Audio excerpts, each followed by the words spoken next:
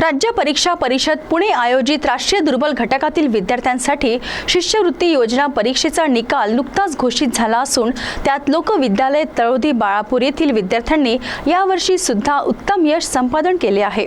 शाळेतील 4 विद्यार्थी उत्तीर्ण झाले आहे।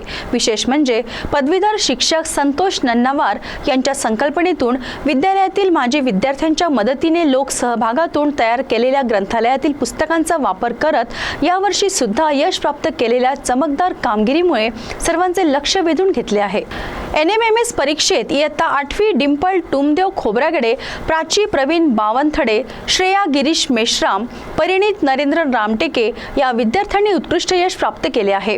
एकूण 4 विद्यार्थी पात्र तर त्यातील एक विद्यार्थिनी डिंपल टुमदेव खोब्रागडे हिची शिष्यवृत्तीसाठी निवड झाली आहे।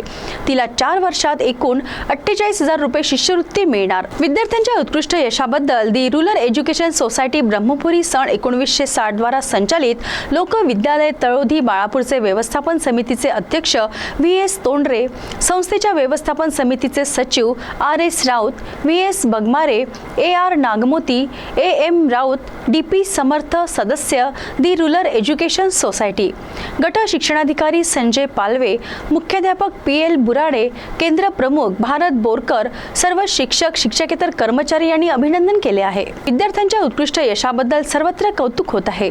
CTV साठी परिमल मदनकर यांची रिपोर्ट।